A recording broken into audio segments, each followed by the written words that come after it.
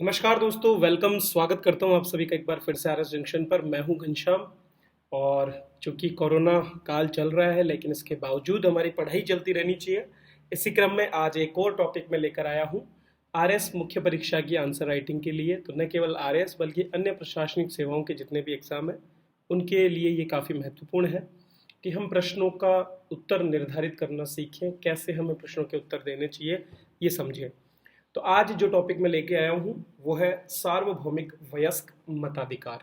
ये शब्द आपने कई बार सुना होगा, लेकिन इसका जो सही मायने में मतलब है वो हम में से बहुत ही कम लोग जानते हैं।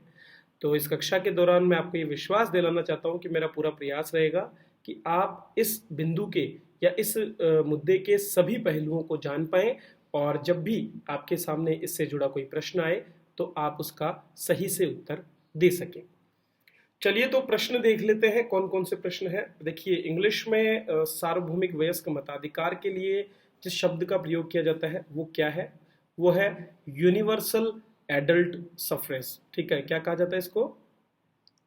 Universal adult suffrage.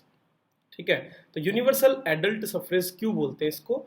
क्योंकि ये सभी एडल्ट्स जो हैं उनको मतदान के आज़ादी देता है, मतदान करने का अधिकार प्रदान करता है। तो यूनिवर्सल एडल्ट सफरेज पर आज हम चर्चा करेंगे। प्रश्न हमारे पास क्या क्या है? लोकतंत्र में सार्वभौमिक मताधिकार क्यों महत्वपूर्ण है? या फिर सार्वभौमिक मताधिकार से आप क्या समझते हो? तो डेफिनेशंस आपको उसमें बतानी है। सार्वभौमिक वयस्क मताधिकार हमें भारतीय लोकतंत्र में राजनीतिक समानता प्रदान करता है, स्पष्ट कीजिए। तो लोकतंत्र में कैसे राजनीतिक समानता सार्वभौमिक वयस्क मताधिकार से प्राप्त होती है, इन सभी बिंदुओं पर हम चर्चा करेंगे। इसके साथ साथ हम ये भी देखेंगे कि भारतीय संविधान में किन लोगों को जो है मताधिकार का अधिकार नहीं है, या फिर ये भी देखेंगे किन किन अनुच्छेदों में वयस्क मताधिकार का वर्णन किया गया है। और इसके साथ साथ वयस्क मताधिकार का जो इतिहास है उसको भी संक्षिप्त में जानेंगे। तो इस वीडियो के अंत तक बने रहिए और लाइक के बटन पर क्लिक करते हुए इसे अपने दोस्तों को शेयर जरूर कीजिए। चलिए, सबसे पहले हम लोकतंत्र को समझ लेते हैं, क्योंकि जब भी सार्वभौमिक वयस्क मताधिकार की बात आती है तो ये केवल लोकतंत्र में ही संभव है। लोकतंत्र शब्द दो शब्दों लोक और तंत्र से मिलकर बना है, अर्थात जहां तंत्र या शासन जो है वो लोगों द्वारा निर्मित होता है, सामान्य भाषा में उसी को हम लोकतंत्र कहते हैं। अब अगर हम बात कर रहे हैं कि हम लोकतंत्र जो है उसमें रहते हैं, तो हम ये कह सकते हैं कि लोगों को चुनने की आज़ादी होती है। लोगों को चुनने की आज़ादी होती है। किसे? उन शासकों को जो प्रशासन को चलाते हैं। तो लोगों को चुनने की आज़ादी संविधान के द्वारा दी जाती है, जैसा कि भारतीय संविधान में भी दिया गया है। ठीक है, सार्वभौमिक वयस्क मताधिकार को अगर मैं बेसिक डेफिनेशन के रूप में बताऊं तो सार्वभौमिक वयस्क मताधिकार का मतलब है वोट देने की आजादी बिना किसी भेदभाव के। इसीलिए तो हम यूनिवर्सल बोल रहे हैं। यूनिवर्सल का मतलब है जो भी एडल्ट्स हैं, जो भी वयस्क है, अब उसकी आयु अलग अलग देशों ने अलग अलग निर्धारित की है। किसी देश में ये आयु 18 वर्ष है तो कहीं पर ये 25 वर्ष तक है। तो 18 से 25 वर्ष तक की आयु के अलग अलग देशों के हिसाब से अलग अलग जो लोग हैं, जिसने भी 18 की आयु या फिर जो भी निर्धारित आयु है उसको पार कर लिया है तो उसको वोट का अधिकार मिल जाता है, वो भी बिना किसी भेदभाव के। ये भेदभाव ना तो धन के आधार पर होता है, ना ये संपत्ति के आधार पर होता है, ना ही ये आय के आधार पर होता है, ना ही ये लिंग के आधार पर होता है, ना ही ये धर्म के आधार पर होता है, ना ही ये जाति के आधार पर होता है। किसी भी आधार पर किसी भी व्यक्ति को जो कि एक निश्चित आयु को पूरी कर चुका है उसे चुनाव के अधिकार से वंचित नहीं किया जा सकता। यही चीज जो है वो है यूनिवर्सल एडल्ट सफरेज, सार्वभौमिक वयस्क मताधिकार। इसको हम जनरल सफरेज भी बोलते हैं या फिर इसको हम कॉमन सफरेज भी कह सकते हैं। तो सार्वभौमिक वयस्क मताधिकार से तात्पर्य है किसी भी देश के वयस्क नागरिकों को बिना किसी धन संपत्ति आय लिंग धर्म और जाति के भेदभाव के वोट देने का अधिकार प्रदान करना। इसी को हम कहते हैं यूनिवर्सल एडल्ट सफरेज। दोस्तों, थोड़ा इतिहास देख लेते हैं कि ये जो यूनिवर्सल एडल्ट सफरेज है इसकी अवधारणाएं कहाँ से आई। 19वीं सदी एक ऐसा समय था जब पूरे चारों तरफ हम देखें तो औद्योगिक क्रांति और उसके बाद पुनर्जागरण के फलस्वरूप समानता का मुद्दा बहुत प्रचलित रहा। तो जैसा कि हमारे एक प्रश्न में भी है, क्या प्रश्न है हमारा कि सार्वभौमिक वयस्क मताधिकार हमें भारतीय लोकतंत्र में राजनीतिक समानता प्रदान करता है। ठीक है, तो इस समानता का मुद्दा, ठीक है, ये बहुत चल रहा था और एक मांग लगातार उठ रही थी कि सभी वयस्कों को वोट देने का अधिकार मिले। हालांकि शुरुआती दौर में यूरोप जैसे प्रबुद्ध देशों में भी केवल पुरुषों को ही वोटिंग करने का अधिकार था, महिलाओं को वोटिंग करने का अधिकार नहीं दिया गया था। 1893 वो वर्ष था जब सबसे पहले न्यूजीलैंड जो है उसने इस तरह से महिलाओं को भी वोटिंग राइट्स प्रदान किए। हालांकि अभी तक यहाँ पर फुल सफरेज नहीं था। अब आप बोलेंगे सर ये फुल सफरेज क्या होता है? तो फुल सफरेज से तात्पर्य है न केवल वोट देने का अधिकार होना बल्कि इसके साथ साथ चुनावों में खड़े होने का अधिकार भी होना। न्यूजीलैंड ने 1813 में पुरुषों और महिलाओं को बिना किसी भेदभाव के वयस्क मताधिकार प्रदान किया, लेकिन वहां पर महिलाओं को जो है चुनाव में खड़े होने का अधिकार नहीं था, वो अधिकार उन्हें बाद में दिया गया था। इसी तरह से 1917 में रूस रशिया की क्रांति के बाद दूसरा ऐसा देश बना जिसने यूनिवर्सल एडल्ट सफरेज अर्थात सार्वभौमिक वयस्क मताधिकार को मान्यता दी। एक एक करके अन्य कई देशों ने अपने यहाँ पर सार्वभौमिक वयस्क मताधिकार को जगह दी। 1928 में ब्रिटेन ने भी अपने यहाँ पर महिलाओं को मताधिकार प्रदान करते हुए सार्वभौमिक वयस्क मताधिकार प्रदान किया। अगर बात करें भारत देश की, तो भारत देश जो है दोस्तों वहाँ पर महिलाओं को मताधिकार 1919 के अधिनियम से मिला था, लेकिन तब तक हम सार्वभौमिक वयस्क मताधिकार में नहीं थे। दरअसल उस समय तक आय और धन और संपत्ति इनके आधार पर भेदभाव होता था, अर्थात एक विशेष आय धन और संपत्ति रखने वाले लोगों को ही वोटिंग करने का अधिकार मिला हुआ था। 1928 में जो नेहरू रिपोर्ट आई उसमें पहली बार कांग्रेस की ओर से यह मांग की गई कि भारत में सभी लोगों को सार्वभौमिक वयस्क मताधिकार के अंतर्गत सम्मिलित करते हुए वोट देने का अधिकार दिया जाए। तो अगर हर एक व्यक्ति को वोट देने का अधिकार मिलेगा तो निश्चित रूप से इससे राजनीतिक समानता तो होगी, क्योंकि राजनीतिक आधार पर किसी व्यक्ति का कोई भेदभाव नहीं रहेगा, चाहे वो धर्म हो, चाहे वो जाति हो या वो लिंग हो। भारत में 1950 में जब देश में संविधान लागू हुआ तब जो है सार्वभौमिक वयस्क मताधिकार लागू हो पाया। हालांकि उस समय 21 वर्ष और उससे अधिक आयु के लोगों को ही मतदान करने का अधिकार मिला हुआ था।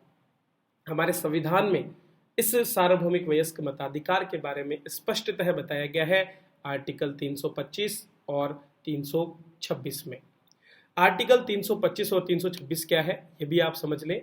आर्टिकल 325 कहता है कि धर्म, मूलवंश, जाति या लिंग के आधार पर कोई भी व्यक्ति जो है निर्वाचक बनने से वंचित नहीं किया जा सकता है, किसी भी व्यक्ति को निर्वाचक नामावली से हटाया नहीं जा सकता है। तो सभी लोगों को सम्मिलित किया जाना है, जो निर्धारित आयु है उससे ऊपर के जितने भी लोग हैं वे सभी सम्मिलित होंगे। ये बात धारा जो अनुच्छेद 325 है उसमें कही गई है। इसी तरह से एक और अनुच्छेद है जिसको बोलते हैं अनुच्छेद 326। तो अनुच्छेद 326 कहता है कि हमारी जो लोकसभा और राज्य की विधानसभाएं हैं उनमें निर्वाचन वयस्क मताधिकार के आधार पर होगा। तो ये जो वयस्क मताधिकार शब्द है इसका सीधा सीधा प्रयोग आपके अनुच्छेद 326 में किया गया है। 326 में क्या लिखा है मैं आपको बोल करके बता देता हूँ। अनुच्छेद 326 में लिखा है कि भारत की जो लोकसभा और जो राज्य विधानसभा है उनमें जब भी मतदान कराया जाएगा वो वयस्क मताधिकार के आधार पर होगा, और इसमें कम से कम जो भी व्यक्ति भागीदारी लेगा वो 18 वर्ष की आयु पूर्ण कर चुका होगा। अब उसे किसी भी आधार पर जैसे कि धर्म, लिंग, जाति या फिर धन, संपत्ति या फिर किसी अन्य आधार पर वंचित नहीं किया जा सकता। केवल वंचित करने का आधार यही हो सकता है अगर उसने 18 वर्ष की आयु पूर्ण नहीं की हो। तो वयस्क जितने भी हैं देश के उन सभी को आर्टिकल 326 के अधीन जो है इस तरह से निर्वाचन में भाग लेने का अधिकार दिया गया है। ये जो 18 वर्ष की आयु का जो प्रावधान है, ये संविधान में किए गए संशोधन, जिसको हम 61वां संविधान संशोधन कहते हैं, उसके माध्यम से किया गया। 61वें संविधान संशोधन, जिसे सन 1989 में लाया गया था, उसके माध्यम से आयु को घटा करके 21 से 18 वर्ष कर दिया गया था। तो यहाँ से देश में जो है 18 वर्ष से अधिक आयु के सभी लोगों को जो है सार्वभौमिक वयस्क मताधिकार प्रदान किया गया था। जैसा कि मैंने बताया, महिलाओं को 1919 में ही वोटिंग के राइट्स दे दिए गए थे और वर्तमान में भी देश में इसी वयस्क मताधिकार का पालन किया जाता रहा है। तो कहीं ना कहीं अब कुछ मामले ऐसे भी हैं जहां पर कुछ लोगों को वंचित किया जाता है, लेकिन आपको ये समझना पड़ेगा किन किन को।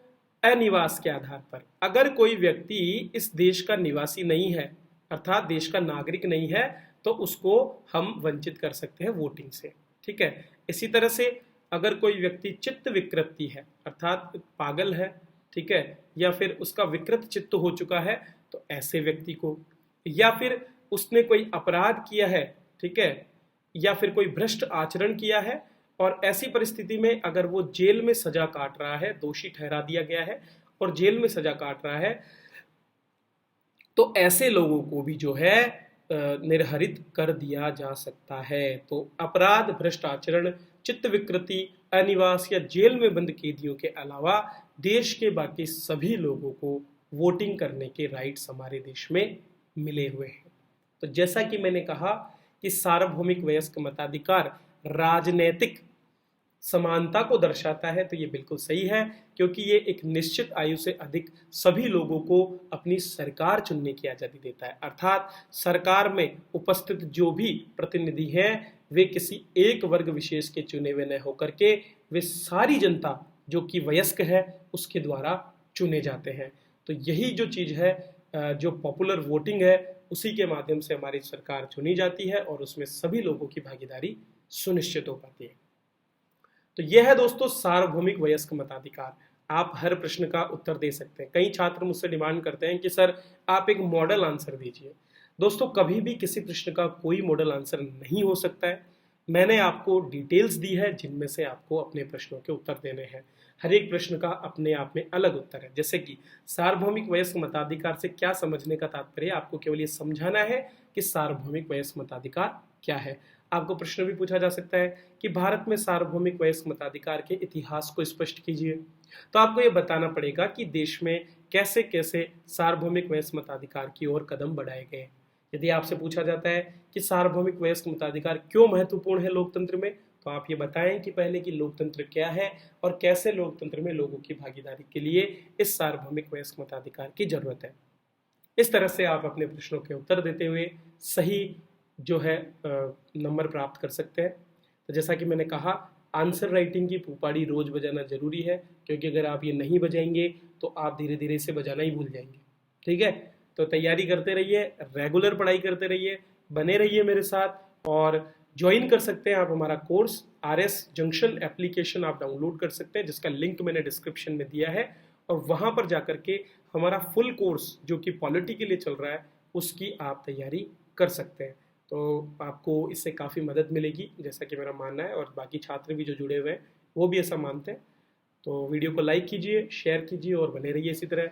वीडियो देखने के लिए आप सभी का बहुत बहुत धन्यवाद।